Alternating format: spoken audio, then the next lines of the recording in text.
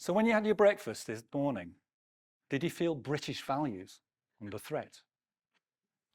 As you made your way to this building, this wonderful building here around us, did you feel pressurized by Sharia law? Or did you see a city bustling with diversity? I find it quite concerning that 3 out of 10 people see the world like this. I'm slightly less surprised that those who gave us Liz Truss do, but that's a story for another day. How can it be that this is normal for so many of us?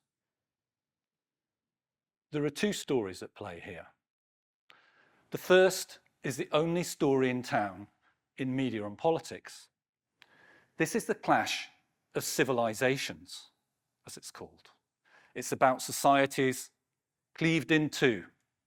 On one side, white, Christian majorities, and on the other, an alien culture, Islam, brought by immigration, that becomes a threat. But there is another story that you don't read in the newspapers. It's a story of incremental social and demographic change, transition through diversity, brought by ethnic mixing. It's a place where kids of different colour play in the schoolyard, their parents work together, and more of us choose partners who are from different backgrounds than us. It's a place where girls wearing the niqab in Bradford speak in broad Yorkshire accents.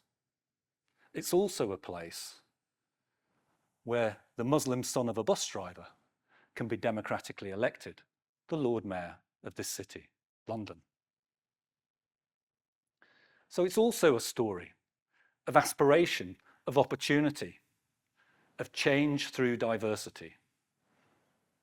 It's a story where British Muslims have become so much part of British society that for all intents and purposes, it doesn't really matter whether they're Muslim or not. Now, I've been working on these topics for 25 years. That's from the days when we were just a few oddballs studying the political accommodation of minority religions, until it came to the forefront of European consciousness. 9/11, the global war on terror, as it was called, and endless multicultural conflicts. Now, what's concerned me, looking back over all these 25 years, is the degree to which politicization has really impacted on how we do research on these topics. I've called this, not without a slight hint of sarcasm, the Muslimification of Muslims. Now, at Sussex, we did a massive survey research of Muslims across Europe, across 6 European countries, first and second generations, everything, is one of the biggest that's ever been done. And of course, we asked all the questions about culture, values, identities, all the hot topics. But we didn't just look at culture as a source of cleavage. We looked at also, and we asked the questions that quite often don't get asked about Muslims these days, about how culture can be something that brings people together, that works across boundaries. So, do you have a member of your family from a different background or something like that? All these kinds of questions that for other types of minority research are quite present and quite normal, but have rather been left out of the equation when we're talking about Muslims. So what's the problem then with this Muslimification of Muslims? How does it work and why is it problematic? Well, the first issue is to do with the category of Muslim itself. Because Muslims in Europe are a highly heterogeneous group by colour, by type of Islamic faith. And that's even before you start talking about all the other things we need to talk about, like gender, age, class, status, all those kind of things. But increasingly, research lumps all these people together as Muslims, because it's simply mimicking what goes on in the political debate. Another reason they do it, because the quality of their data is quite often not good enough to do anything else, but they don't often say that. Now, our research was able to take this umbrella of Muslim and look at differences within. And we saw very different trajectories of acculturation within that.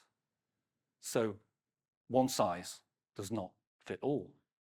The second problem of lumping all Muslims together because they're Muslims is because it turns the focus on religion and religiosity. Yeah? Religiosity has become a sort of uber-explanatory variable when we talk about Muslims. Against this, our research saw that, in fact, religion wasn't really that important. The cultural stuff that crosses the boundaries was much stronger and had much more explanatory power. So feeling British, feeling German, feeling Dutch, reading British, Dutch, German newspapers, and having a member of your family who's intermarried. All those kind of things work much more and push in an acculturative direction. Now, the third point is about perceptions of democracy that we have. These are the so-called conflicts over liberal democratic values. Now, back 25 years ago, when I was setting out, liberal democratic values were seen as a good thing.